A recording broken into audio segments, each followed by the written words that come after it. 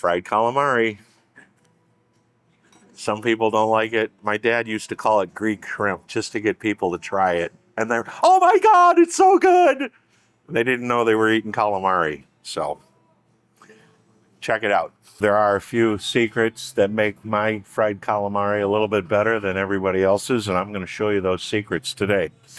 We're going to start off with making one of our two sauces, and it's a simple cocktail sauce, but it's got a Chef Greg tweak to it.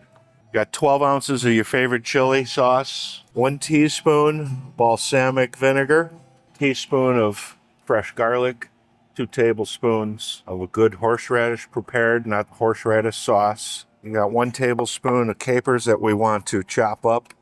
Remember to keep that knife angled away from you. About a half a tablespoon of fresh herbs. I've got a little dill, a little cilantro, a little Italian parsley in that mix. And we just want to break that down even just a little bit more. You know, it's okay to chop the herbs like that when you're using it in a sauce, but you don't want to do that ahead of time because you're bruising the herbs and then they'll get all mushy and soggy. 1 green onion. Your left hand is only holding the food lightly. A touch of salt and just a touch of your own homemade hot sauce. I just put maybe a half a teaspoon in there. If you like it a little spicier, add more. If you don't want it spicy, don't add any. If you want this to be a little sweeter, then add some honey or maple syrup. I wouldn't do more than a tablespoon. About an ounce of lemon juice as well. And this will make about 2 cups. It lasts about 3 weeks. I also made some of the white cocktail sauce that we made a few weeks ago. That makes a great dipping sauce. Whenever we would have fried calamari in Greektown, I'd always eat it with Greek yogurt. Fried calamari and Greek yogurt is the bomb. All right, so this cashew sauce, I can't claim that this one's mine. This is my daughter's. She's been making this for a couple years now. 2 cups of raw, unsalted, unroasted cashews that have been soaked overnight. 1 cup of lemon juice and 1 cup of water, and that's fresh lemon. 2 teaspoons of salt, 3 ounces, almost a half a cup of garlic, and again, about a teaspoon of hot sauce. You start off slowly.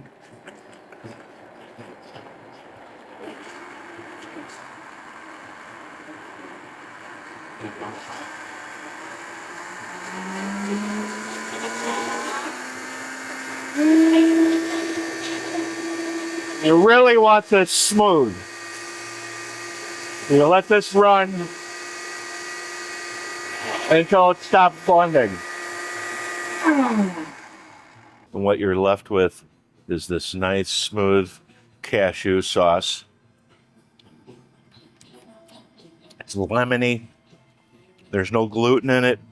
My middle daughter, she uses this sauce to dip her vegetables in, her falafel patties.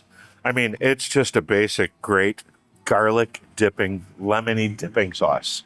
This again, these will last for at least 3 weeks in the refrigerator. Calamari. I've got avocado oil at 380. I use either avocado oil or light olive oil. When you get calamari, most of the time it comes packed, skinned, and tentacles. When you cut it, you don't want to cut it in small rings. You want to leave about 3/4 of an inch slice. You want some meat. If you don't cut the calamari this big, it tends to be too bready. You know, you want calamari. And we keep the tentacles separate. If they're very big, you can go ahead and cut them in half. Like this one here is a little bit bigger. And we always keep them separate. So I had done that ahead of time. And these are the calamari bodies. I cut these yesterday. And I put them in buttermilk with just a touch of my house seasoning.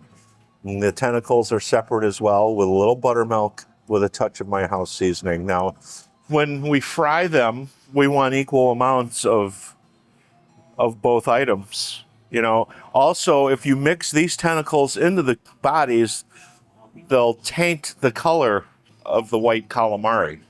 Now, you can use skin-on calamari. That's just going to give you a more pronounced squid flavor. We drain this good, And, you know, we have a small vessel that we're working with today. So you don't want to overload your fryer because frying oil doesn't like three things. It doesn't like salt, it doesn't like water, and it doesn't like temperature. And temperature, I'm talking like frozen, breaded seafood. Not only is it bringing cold, but it's bringing moisture. So you want to put as little moisture and salt into your frying oil as possible because it'll break it down. Now, when I flour these, I try to open them up and get flour in there. Okay, you can see why this would take one guy just doing this all night long. And that goes into our strainer.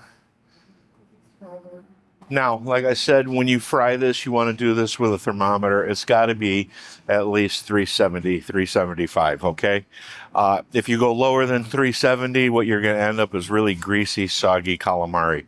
If you get too high, it's going to brown faster than it's going to actually cook. So we get all this excess flour off, okay? And then we come over to our frying oil, we pour it all in at once. And this should take no more than 30 to 45 seconds.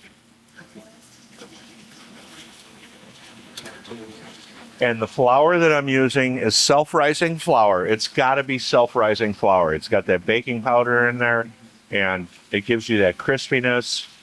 We're almost at like 30 seconds. If you go longer than you need to, then the calamari is going to start getting tough. It's one of those seafoods that needs to be cooked quickly. I go into a bowl, a little bit of house seasoning. You can use salt and pepper if you'd like. Then we put it into a bowl or a plate with paper. Is that gorgeous or what? This is the calamari sauce. It's crunchy.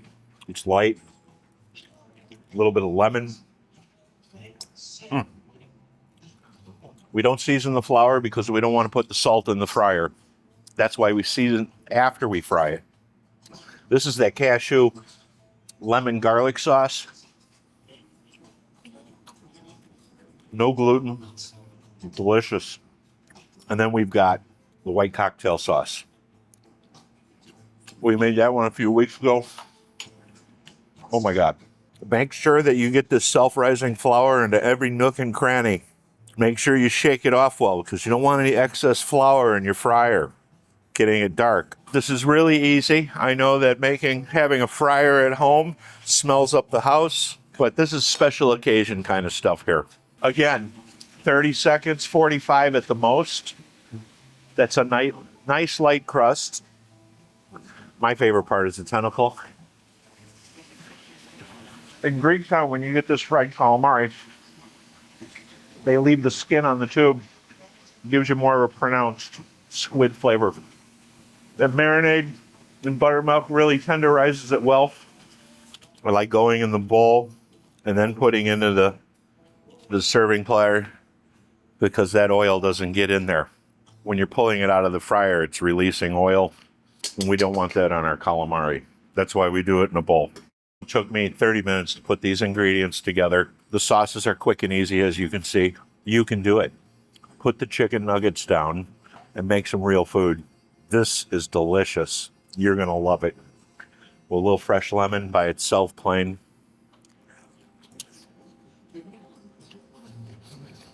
Shut the front door. I'm only doing this because Zach told me to do it. Okay?